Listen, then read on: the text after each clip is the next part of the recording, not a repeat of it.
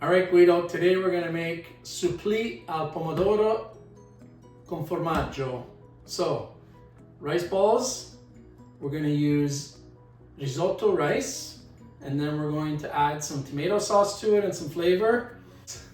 Let it sit overnight, and then we're gonna stuff it with mozzarella, and we're gonna roll it in flour and breadcrumbs and fry it up golden, crispy, delicious. So here comes first the episode of doing the rice, and then we'll cut to the next step. All right, here we go. Okay, so first thing we're gonna do is we're gonna put in a little bit of olive oil and a small shallot.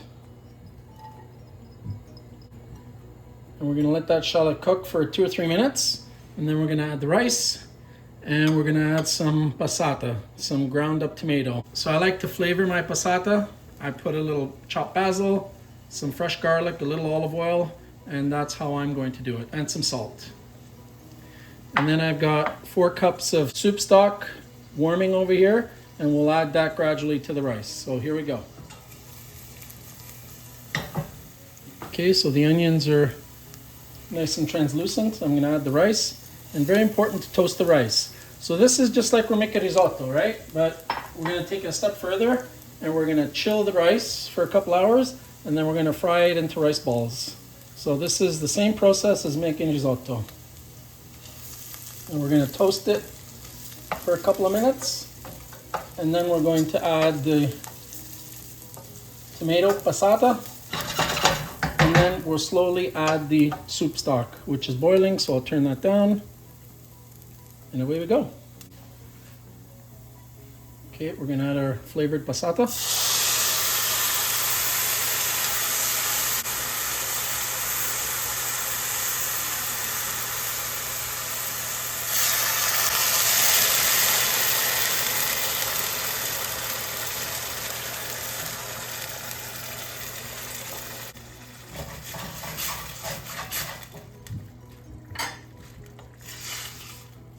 And we've turned the heat down to medium, and we're going to just let this soup and passata be absorbed by the rice, and it'll cook the rice slowly, and all of the starch from the rice will come out, and it'll become a nice starchy rice, which is perfect for making rice balls.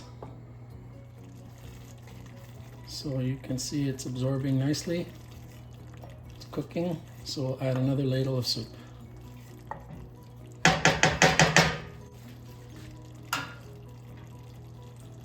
You always want to add, you never want it to be dry.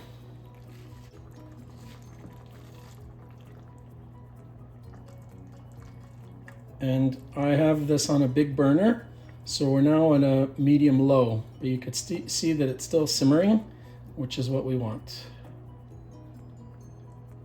Okay, so the whole thing will take about 15 minutes. We're getting close.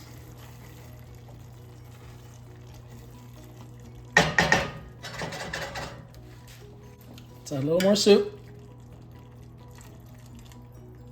We want it to release all the starch. Creamy and delicious. The key here is not to rush it. You want to go nice and slow. Otherwise, you'll need to add more and more liquid and it won't cook. If you go nice and slow, it absorbs slowly and the rice cooks. Okay, rice is ready. We're going to add a 1/4 cup of freshly grated parmigiano and some fresh pepper, just ground it.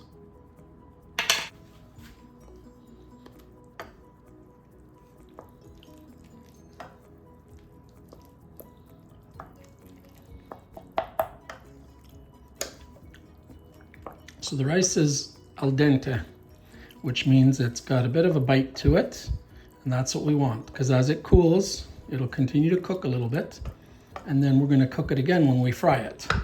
So look at that. Creamy, delicious looking. It's going to be so good. And we're just going to lay it out on our cookie sheet.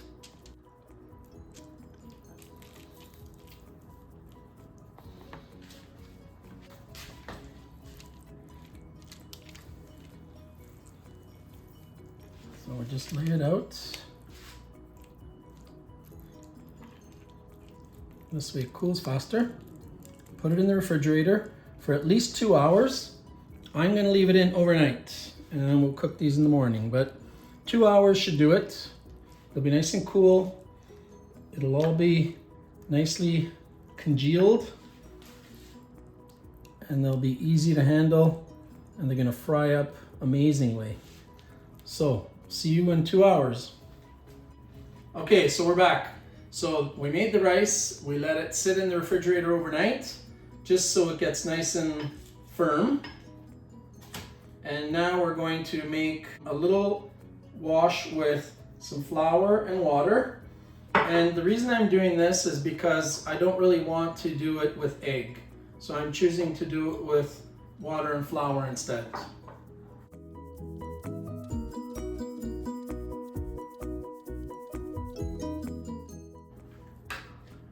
So that's the consistency we want. We're making a flour and water slurry, okay? And we've got some breadcrumbs, we've got our hunks of mozzarella, and we've got our rice. So we'll start with a little bit of water.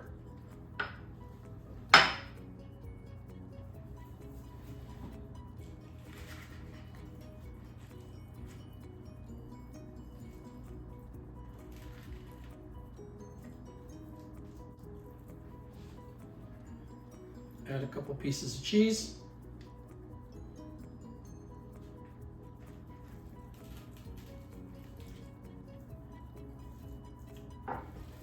Some more rice on top.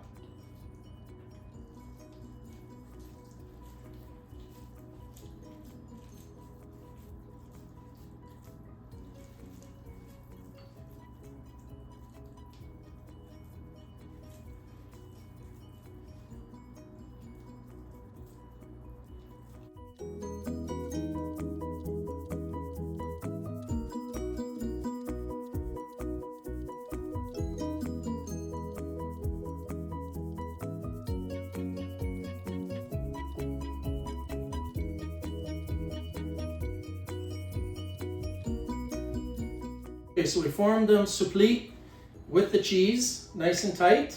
Now we're going to dip them into a flour slurry, flour and water, and then into the breadcrumbs, and we'll do it twice.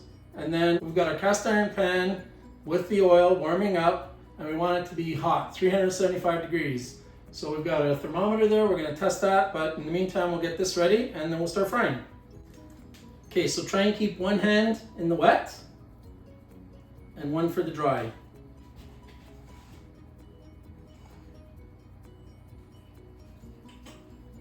It's not an exact science.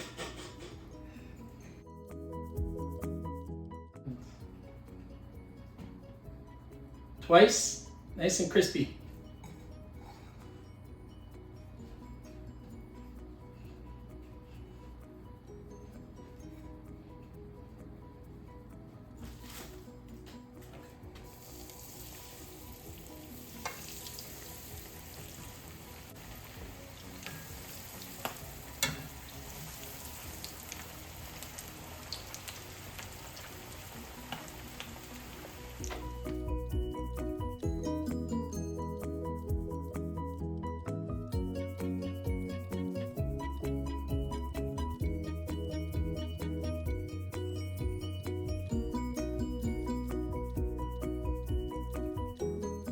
Get yourself a cooling rack with a cookie sheet underneath, and you can see it's only going to take a couple minutes to cook them.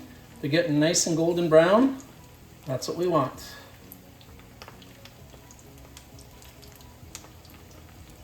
You can either fry it in a deeper pan or do it like this and just turn them over after 2 minutes. 2 minutes, 2 minutes, ready to go.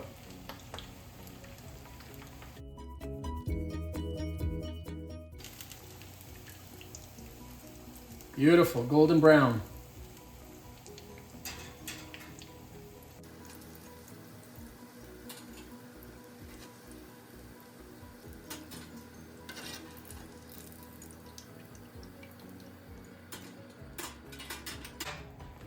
A little salt right out of the pan.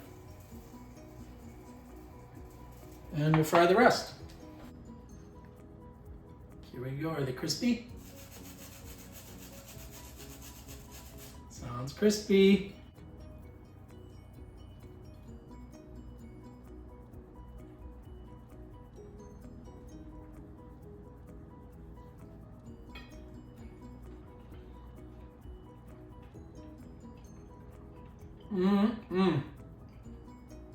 Delicious.